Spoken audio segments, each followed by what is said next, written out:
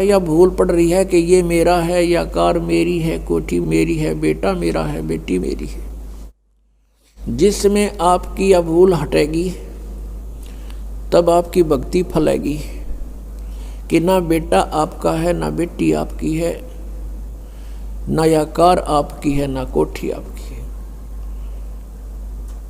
अब आपके बच्चे नहीं हैं, ये परमात्मा के बच्चे हैं। आप परमात्मा के नौकर हो और परमात्मा ने आपके पास ही अपने बच्चे भेज दिए, बेटा या बेटी। इनको आप अपना मान कर करते हो तो भूल भारी है आपके, लेकिन ये जीव के बस की भी नहीं। इस ज्ञान से धीरे धीरे और भक्ति से, इस एंटीबायोटिक औषधि खाने से, ये तत्व ज्ञान रूपी वचन सुनने से आपको बिल्कुल समझ में आ जाएगी कि सचमुच यहाँ अपना तो शरीर भी नहीं है। तो हमने इन बच्चों को जो आपको भगवान ने दिए हैं, इनके दास नौकर बनकर आपने इनकी परवरिश करनी है। भगवान से डर के इनकी सेवा करनी है, जैसे एक नौकरानी और एक नौकर मालिक के बच्चों की कितनी केयर टेक करता है। इस दास को इतिहास अब याद आते हैं, उदाहरण आते हैं जो संसार में घटे हुए हैं। भगवान ने जो हमें उदाहरण दिए हैं वो सत्य हैं। एक समय दास जब सर्विस करता था, ऑफिस में बैठा था और सामने गली थी, सड़क, और ऑफिस से 2 मकान छोड़कर लेफ्ट साइड में एक बहुत बड़े धनवान व्यक्ति का मकान था, कोठी थी। उसकी एक पुत्री थी, लड़की ज़्यादा से ज़्यादा 8-9 वर्ष की होगी। उसके लिए एक नौकरानी छोड़ रखी थी और उस लड़की का स्कूल वहाँ से ज़्यादा 10 फरलांग होगा, यानी 2000 फुट मुश्किल से 5 एकड़ की दूरी पर। तो वो लड़की को नवाती धवाती, उसके सारे कपड़े चेंज करती और सारा उसको व्यवस्था रखती, खाना पीना दूध सब समय पर खिलाती। और उसको जब छोड़ने जाती थी स्कूल में, पैदल छोड़ के आती थी, थोड़ी दूरी थी, तो वो क्या करती थी, जून के महीने में एक छोटा सा छाता लेकर लड़की पर तो छाता रखती थी और स्वयं धूप में जलती थी, क्योंकि वो मालिक की बेटी थी। और जब उसको नौकरी से निकाल दिया, उसने झांका भी नहीं उधर, और पहले वो उसको इतना प्यार देती थी शायद माँ भी नहीं दे सकती। तो ऐसे ही हमने इनको मालिक के बच्चे जानकर, और हम सभी यहाँ कष्ट में हैं, दुखी हैं, एक दूसरे को समझकर, जैसे एक सास बहू है और सास बहू का कहते हैं कुत्ते बिल्ली वाला बैर हो जाता है। ऐसा क्यों है? बिना ज्ञान के गाटा जुड़ रहा है। और फिर कहते हैं जैसा दर्द आपने हो ऐसा जान बिराने। अब जैसे घर का मुखिया है, सास है, उसके अधीन पुत्र वधू है, अब उसके साथ दुर्व्यवहार करेगी तो उसकी आत्मा रोएगी, बोल सकती नहीं। तो वो आत्मा की जो पुकार है वह भगवान के दरबार में डिपॉजिट होती है और उसका प्रतिफल बहुत भयंकर होता है। फिर क्या होता है कि कई जगह ऐसा है कि पुत्र वधू इतनी हैवी है सास पर, उसको तंग करती है, तो उस समय ये ज्ञान याद रखना चाहिए कि हम इस काल ने ऐसी व्यवस्था में जोड़ रखे हैं, क्योंकि यहाँ व्यवस्था ऐसी है।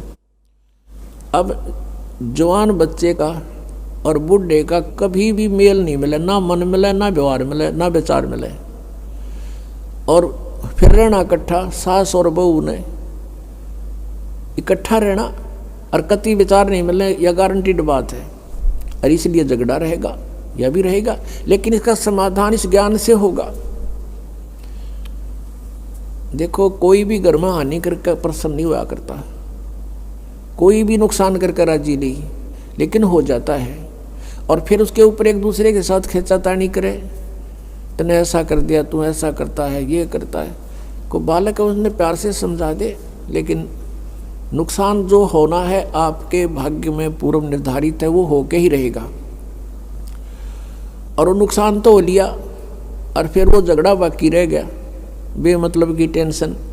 जब आप परमात्मा की शरण में आ जाओगे ये हानि भी नहीं होगी आपके, सत्कर मान लेना। और इस ज्ञान से जब ये मन बकवाद करेगा, इस ज्ञान रूपी लगाम से ये रुकेगा, एक सास बहू थी, बुढ़िया बहुत लड़ा करती अपनी पुत्र वधू के साथ, इकलौता पुत्र था। अब बेटा न्यू सोचा करता भाई माँ की बात नहीं मानी तो माँ की आत्मा दुख पाओगी, वो भी अपनी पत्नी को ही धमकाया करता, गलती होती चाहे ना होती, माँ को प्रसन्न करने के लिए। और बुढ़िया बहुत कलियारी थी। अब पुण्यात्मा एक परमात्मा लीला बख्शते हैं, करते हैं, दया करते हैं। एक बहन सत्संग में जाया करती थी बुढ़िया माई, वो उनके घर चली गई, कुदरती परमात्मा भेजते हैं। और वह बुढ़िया लाग रही कति श्लोक सुनान अच्छी बुंडी कहना अपनी पुत्र वधू को, और वह बेचारी बोल रहा नहीं। अब बोलूँगी तो फिर सामने अपने बेटे दगड़वाएगी, तो वह बेचारी चुप रहने में अपनी खैर समझ रही थी। अब उस बहन जो सत्संग में जाती थी, परमात्मा परमेश्वर के विचार सुनती थी, उसने सोचा ही तो नरक हो रहा है इनका घर। उसने उस बुढ़िया को सहज सहज प्यार से कहा, बहन सत्संग में चलेगी? ना हम नहीं जाया कर सत्संग में, ये तो उड़गी जाया कर ठाली, जिन्हें कोई काम कोई ना। हर बुढ़िया ने काम बहुत लड़ने का और काम नहीं उसने, वो छूटे ना उसने फिर दूसरे तीसरे दिन फिर कहा कि आए एक बार मेरे साथ चल, कोई भी ना रही मेरे साथ चलन वाली, और मैं अकेली रहेगी, सत्संग में जाना है, जल्दी आ जावांगे। वह उसकी मुंह लागती सी थी। उस दिन वह बुढ़िया उसके साथ चलेगी।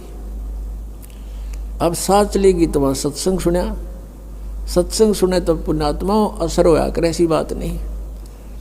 जब तक हम कुएं के मेंढक बने रहेंगे, हम उसी क्रियाओं से लिप्त रहते हैं, वैसे ही विचार हमारे बने रहते हैं, और ज़्यादा ही दुख और बुराइयां हमारे अंदर प्रवेश होती रहती हैं। बुढ़िया ने सुने विचार, उसकी तो एकदम जो है ना एकदम परिवर्तन आ गया उसके अंदर। सचमुच हमने आपस में नहीं किसी को दुखी करना चाहिए। कथा सुनाई गई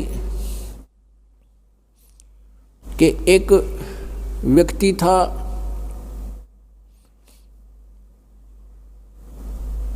वो कहीं पर साधना कर रहा था, बैठा था साधना कर रहा था, और एक गाय भागी जा रही थी और वो गर्भवती थी, और उसको ये आभास हो गया था कि कोई कसाई उसके पीछे पड़ा हुआ है। वो आगे वन में ओझल होगी। शिकारी वहाँ आया, उस साधक से उसने पूछा, गाय देखी आपने? कहते मुंह से नहीं बोला, उसने हाथ कर दिया ऐसे, किधर गई? वो कसाई ने वह गाय ढूंढ ली, वो मार दी। उसका भी प्रतिफल उसको भोगना पड़ा। कहते हैं फिर उसकी बाजू कट गई। इतना भी हम सहयोग देते हैं किसी अन्य दुष्कर्म के अंदर, इतना भी हमें हानि होती है। जैसे हमने मना किया है बीड़ी शराब मांस तम्बाकू पीना नहीं है, और किसी को पीने में सहयोग भी नहीं देना, उठा के भी नहीं देना, उसमें भी हानि होगी। आपको मर्यादा सारी पालन करनी होगी। कहने का भाव ये है कि एक व्यक्ति था और उसकी पत्नी बहुत लड़ा करती, बहुत झगड़ा करती थी, बहुत बुरा बोलती थी। तो किसी ने, वो जो व्यक्ति था अगले जन्म में जिसकी बाजू कटी थी, वो साधना कर रहा था, साधना कर रहा था, कहीं पर अगले जन्म में भक्त बन गया। तो उसकी किसी ने आकर के अचानक पहले तो उससे पैसे पूछे, बाबा जी पैसे निकाल सारे। अब पैसे नहीं है भाई मेरे दो, उसकी बाजू काट दी।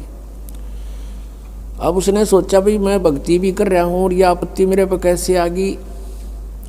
उसने सोचा भाई मैं इसका किसी से कारण पूछूं, मेरा कौन से जन्म का पाप था। किसी ने बता दिया भाई इस गाँव के अंदर एक भक्त है और वो पीछे बीती हुई बता देता है, पिछली बता देता है, भविष्य की नहीं जानता। वो उसके घर पर गया तो उसने पता लगा कि वो घर से बाहर गया हुआ है। फिर भी उसने सोचा घर पे पता करता हूँ। जब वो घर पे गया तो उसकी पत्नी से पूछा कि ऐसे ऐसे वो कहाँ है भक्त। हुआ उसकी पत्नी लगी गाली देने कि तेरे जैसा ढेड वो है, अंडा धक्के खांदा जिस तरह तू खावे है, पता नहीं के सुना दी। अब जिसका हाथ कटा हुआ था उसने सोची भाई मैं तो गलत आ गया, मेरे साथ मजाक कर दिया दिखे ना, भगता के घर में कैसी बात होया करे, इसी ने कमी होया करे। वो वापस चल पड़ा। रास्ते में किसी ने बता दिया कि तू जिसका घर पूछा था ये आ रहा वो व्यक्ति। उसने उसको सोचा ले चल आया है बाहर, बात कर लेता हूँ। राम रमी हुई, नमस्कार हुआ, कुशल मंगल पूछा। उस जिसका हाथ कटा हुआ था उसने पूछा कि भाई एक बात बता, क्या तू पीछे की जानता सारी? कहाँ जी, दया है भगवान की। भाई पहला मेरी तो पाछा बताइए, पहला तू अपनी बताया, तेरे घर में इसी बूंदी कलियारी क्यों करा रही है? ऐसी बेहुदा बोली वाह न बोला, यह भी बताऊं, पहला यह सुन ले तू। पिछले जन्म में मैं था काग, या थी गधी, और जब कुमार इसने छोड़ देता इसकी कमर टूटी हुई होती थी, मैं इसकी वो खाता था, टूटी हुई कमर से उन जख्मों से मांस खाता था। तो आज भाई ये अपना बदला ले रही है मेरे ते, और ये इतने जख्म करेगी मेरा जितने मन न कर रखे हैं। तब उसने पूछा भी फिर मेरा हाथ क्यों कर कटा? मैं तो भगत आदमी, और यू कैसे जुल्म हुआ मेरे साथ? उसने बताया कि पिछले जन्म में भी तू भगत था और तूने एक गाय के कटने में सहयोग दे दिया, तूने न्यू हाथ कर दिया कि इधर गई, बोला नहीं तू ऐसे गई, इससे तेरा हाथ कटा। अब कहते हैं तुमने दरगाह का मैल नहीं देखा, धर्मराज के तिल तिल का लेखा।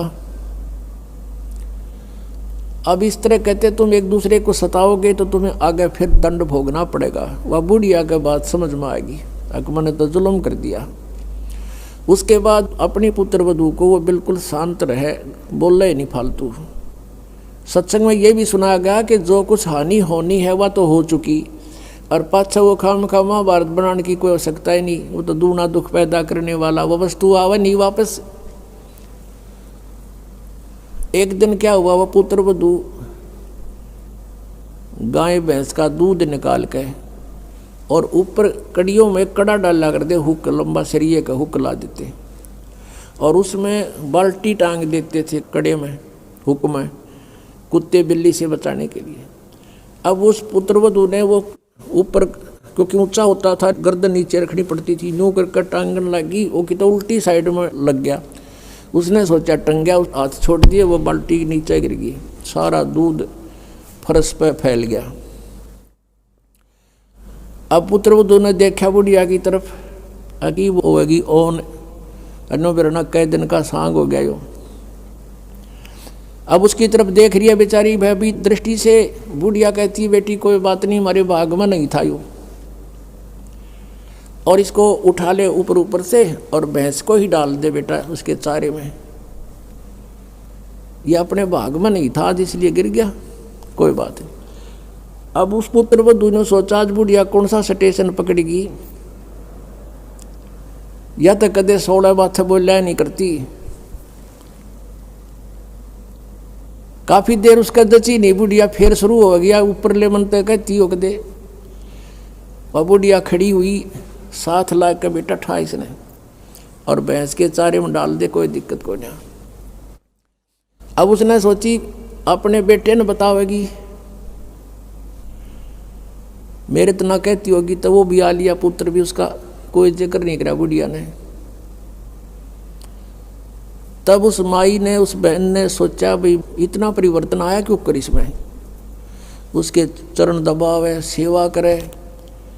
फिर पता चला कि बेटी मैं सत्संग सुन के आई हूँ,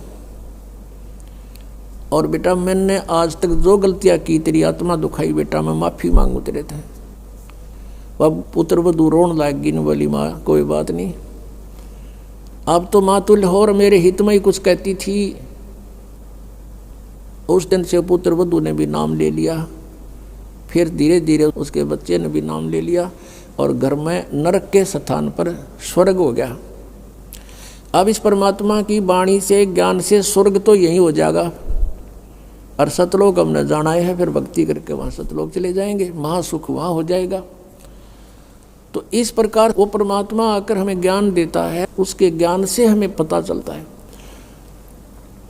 इसलिए कहा कि सत्संग की आधी घड़ी और तप के वर्ष 1000, तो भी बराबर है नहीं, कहे कबीर विचार।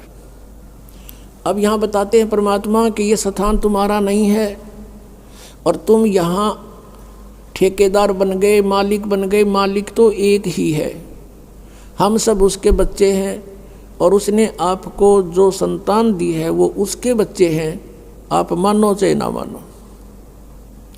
और आपने ये नहीं कि अपना कर्तव्य से दूर होना है, परमात्मा के बच्चे जान के उसके डर से उनकी सेवा करनी है। जिसका जितना भी जो आपका कर्तव्य कर्म है वो करना है। उनको पढ़ाना है तो पढ़ाना है, कपड़े वस्त्र की आवश्यकता वो भी व्यवस्था करनी है, विवाह शादी भी करनी है, तो परमात्मा के बच्चे जान के करनी है। और जब यहाँ से चलोगे, जैसे वो नौकरानी निकाल दी गई थी, उसके सपने में भी ना आया, वह मेरी बेटी थी। तो पुण्यात्माओं, ये स्थिति आपकी जब आवेगी ऐसी बात नहीं, क्योंकि ज्ञान से ही अज्ञान हटता है। हम अज्ञानवश आप एक कुर्ता पर आकर मन अपना मान लिया, किसी का बच्चा जा रहा हो है कहीं पर और उसको तुम अपनी तरफ से कुर्ता पजामा पर आकर अपने घर बैठा लो, मेरा है ना दूँ, मेरा है, या कोई बात हुई? तो हमने इस जीव को एक कुर्ता परा दिया, बेटा और बेटी का, और अपना मान लिया अपना मेरे हैं, या कोई समझदारी की हमने। तो इस प्रकार हमारा इस ज्ञान से मन हटेगा, सच्चाई की तरफ पहुँचेगा। अभी तक तो हम देखा ज्ञानवश ही अपना मान लेते थे, शरीर अपनाए नहीं है तो हम दूसरे को अपना कैसे मान बैठे। तो क्या बताते हैं परमात्मा, आगे गए ना बावड़े ये रहते भी सब जान, बिन साहेब की बंदगी कहीं ठोड़े ठिकाना ना। जो यहाँ से मृत्यु को प्राप्त होकर चले गए उन्हें तो आके बताया नहीं हम कहाँ गए, के बनी हमारे साथ। और जो शेष बचे हैं वो भी जाएंगे, बिन साहेब की बंदगी की तरह ठोर ठिकाना ना। आज तुमने अपनी आकार कोठी मान रखी है मेरी है, कल मृत्यु होगी, पुण्य कर रखे आप जाओगे स्वर्ग में। स्वर्ग का समय आपका निर्धारित होगा, वो पूरा होते ही वहाँ से कहेंगे चलो चलो नरक में। नरक का समय पूरा होता कहेंगे चलो चलो गधे की योनि में। गधे का समय पूरा होता मृत्यु होगी, मृत्यु होती चलो फिर कुत्ते की योनि में। कुत्ते की योनि भोगी फिर चलो मनुष्य की योनि में। मनुष्य की योनि में ये आप देख रहे हो क्या करते हो है, ये करते खत्म होते फिर चलो नरक में। तो ये चलो चलो सतलोक में मिटेगी। और उसके मिटाने का प्रोसीजर अब हमें पता लग गया। अब इस चलो चलो के नाश करने का, समाप्त करने का हमें पता लग गया, वह विधि का पता लग गया।